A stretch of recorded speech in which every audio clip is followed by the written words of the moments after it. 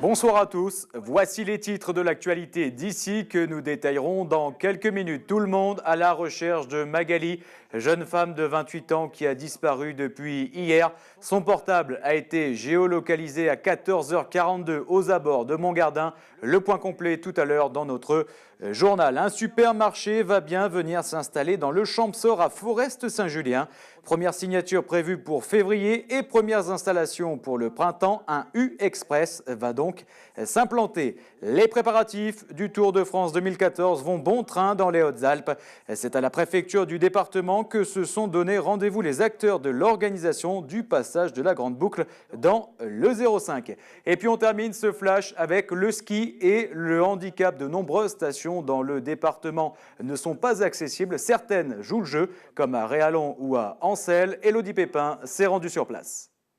Donc nous on est prêts. Enzo est emballé dans son fauteuil. Empaqueté dans une housse, Enzo, 12 ans, a un handicap orthopédique. Et aujourd'hui, il va faire du ski. Venu de Seine-et-Marne, cela fait une semaine qu'il découvre les joies de la neige à Ancel grâce à Boris, un moniteur du comité handisport des Hautes-Alpes. Et il a hâte de refaire une piste. Ça tire quand par exemple on descend des descentes, ça tire au cœur des fois parce que c'est marrant, ça fait des sensations de glisse. Est-ce que tu es content aujourd'hui de réessayer? T'es un peu triste que ce soit la dernière fois, c'est ça? Oui, je suis triste, mais je suis content aussi. Grâce au télésiège débrayable de la petite station du 05, Enzo peut monter au sommet comme tout le monde. Ces dernières années, les stations ont fait des efforts et Boris, le moniteur, arrive à trouver ici des remontées mécaniques adaptées. Alors Ancel, c'est bien équipé dans la mesure où il y a un télésiège qu'on voit un peu plus là-bas, qui est un 4 places débrayable, et il y en a un deuxième sur l'autre versant, donc 2 télésièges qui permettent d'aborder l'ensemble du domaine skiable. Un front de neige assez plat, donc pas trop de difficultés pour le cheminement. Après la descente d'Enzo, c'est au tour de Jason de prendre le départ. C'est bien aux formes, Jason? Oui. 10 minutes plus tard, le voilà déjà redescendu et rempli de joie. Et ben, c'était bien. Et d'ailleurs, je dis à tous les handicapés du monde d'essayer ça. Si Enzo et Jason peuvent aujourd'hui profiter des joies du ski, c'est grâce aussi aux équipements qui le permettent. Mais tout n'est pas encore parfait, les choses ont parfois du mal à avancer. Ces aménagements sont faits, si on parle en nombre, pour très peu de personnes. En pourcentage, ça représenterait tout juste 1 à 2% de la fréquentation. C'est vrai qu'on essaye d'aller au plus vite, mais c'est vrai que ça a un coût aussi.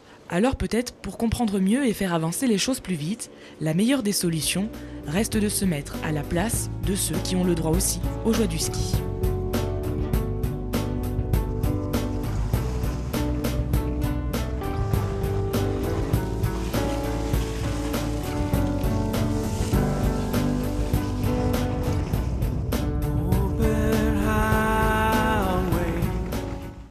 Allez, l'actu d'ici est à présent terminée. On passe à l'actualité nationale et internationale avec Camille Martel. Sous pression européenne, le pouvoir ukrainien propose de discuter au plus vite au Parlement des exigences des manifestants. Après les violences qui ont fait 5 morts la veille, le président Yanukovych doit rencontrer les leaders de l'opposition. Ces derniers lui ont lancé un ultimatum. Il a 24 heures pour entamer une réelle conciliation. À Montreux, en Suisse, l'heure est à la tentative de médiation entre dignitaires et opposants syriens. Après l'étalage de leurs désaccords, le médiateur de l'ONU doit convaincre les deux camps d'entamer des négociations. Principale pierre d'achoppement, le sort du président Assad. L'opposition fait de son départ un principe. L'idée est rejetée par le régime. Peut-être un premier pas vers la fin des hostilités au Soudan du Sud. Les belligérants devraient bientôt signer un accord de paix selon des médiateurs. Les délégations du gouvernement sud-soudanais et les partisans de l'ex-vice-président Machar négocient difficilement depuis début janvier à Addis Abeba. Depuis la mi-décembre, plusieurs milliers de personnes sont mortes dans les combats. 3 ans ferme pour la jeune femme à l'origine de l'incendie meurtrier de l'hôtel Paris-Opéra en 2005. 2 ans, dont 1 avec sursis pour son compagnon de l'époque. La justice a rendu des peines particulièrement sévères contre les responsables du drame qui avait fait 24 morts. L'établissement accueillait principalement, et en trop grand nombre, des familles étrangères précaires envoyées par le SAMU social. Après 5 années consécutives de hausse des cambriolages, Manuel Valls promet de renverser la vapeur. Selon lui, les 3 premiers mois du plan de lutte anti-cambriolage auraient déjà permis d'inverser la tendance en zone urbaine, ce qui n'est pas le cas en zone rurale. Lutte anti-cambriolage, action dans les ZSP, les zones prioritaires de sécurité. L'autre cible déclarée du ministre de l'Intérieur est la poursuite des saisies des avoirs criminels, plus 22% entre 2012 et 2013. L'actu d'ici d'ailleurs est à présent terminée. Je vous donne rendez-vous dans une vingtaine de minutes pour le JT d'ici. Excellente soirée en notre compagnie. 24 heures sur 24, 7 jours sur 7, toute l'actualité des Alpes du Sud et dans le monde. D'ici.fr